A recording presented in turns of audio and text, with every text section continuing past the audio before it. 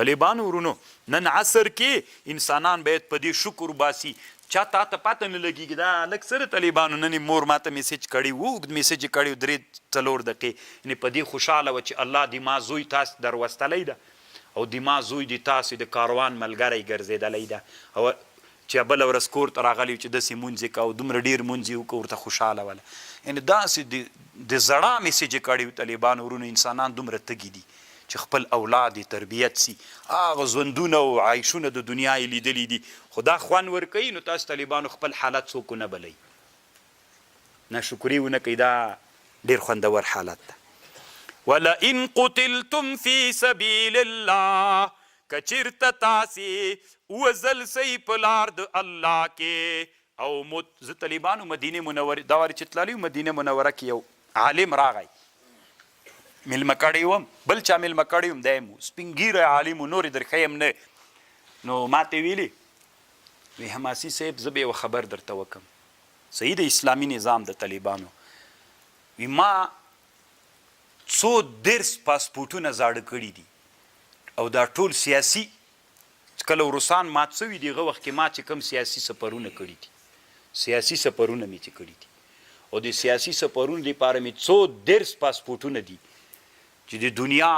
هند دغه زمانې کې د امریکا رئیس جمهور سره مې لیدلي، پلانکي سره مې لیدلي، د روسانو رئیس جمهور سره مې لیدلي دي. خو په رب درته قسم کوم چې یو ورځ درس ته ناست یو هغه خل طالبان درته دا 14 پاسپورټونه چې ما د دنیا په سیاست کې تیر کړي، قسم په الله باندې چې یو ورځ طالب ته ناست یې درس دغه ډېر خوند تیر نه په زړه سو ما ته ویلي چې دا یو درد د زړه درته ویلي، او په مدینه منوره کې خپل علمي خدمت دا لویه بادشاهي باندې هم ورنه کړي. رښتیا د طالبانو دا دومره ډېر خوند لري. ولئن قتلتم في سبيل الله او متم لمغفرة من الله ورحمة خير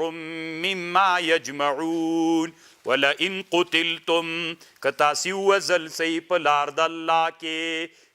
او یا خپل مړه سی لمغفرة من الله ورحمة خیر دا خیر د مما لغشینه چې راجمع کوئ. ولئن متم کچیرته تاسې مړه سی او وزل سی لإلى الله تحشرون تاسې به الله ته ورجمع کیږئ. فبرحمة من الله لنت لهم په سبب دغه لوی رحمت لوی انعام چې الله په تا کړی،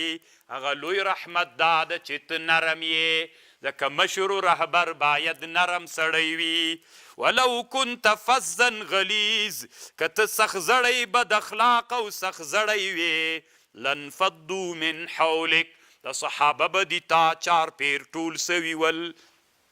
نو طالبانو کوچان ول کنه صحابه، خو نبی علیه السلام ته به یو ورځ راغی څادر یې په داسې تاو تاو کړی، نبی علیه السلام غاړه کې ور واچوی زر کو کنه غنیمت راکه کنه رسول الله خندل ورته. که د سره بد اخلاقي نعوذ بالله کړی وی طالبانو ورونو انسانان تر ټولېدل ټول یو به ورته راغی وي ما ته اجازه وکړه چې زه زنا وکړم.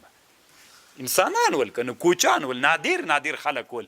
قسم قسم خلک به ورته راغلل، خو نبی علیه السلام الله وی ما یو نعمت در باندې کړی چې ته ډېر نرم ویلې. فاعفو عنهم ځکه والد رحمه الله به ویلي طالبانو مدرسه شفاخانه ده، شفاخانې ته نو خو لیونی سړی رالیږي جوړ څه کړي چې جوړ وي نو هغه خو مریض نه دغه تداوي ته ضرورت نه لري. دلته به داسې انسانان راولي خلکو ته به یې ویلې چې تاسې به طالب نه ګیله نه کوئ چې ولې داسې وکړل. اوس طالبانو ورونو زه چې دا څو ورځې مخکې وتلم تاسې به بیخي لیوني سئ، ما دروازه را ماته نه کړي. لیوني وي که بل شی لیوني یې که نه، خو لیوني نه وي نو دروازې سره څه کار ده چې ماته ولم ستې مې فیصله وکړه زه دوی دې وځي.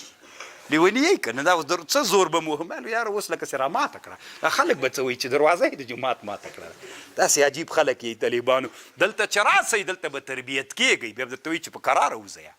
کراره کراره وانې بیا بدلون در کې راځي. واستغفر لهم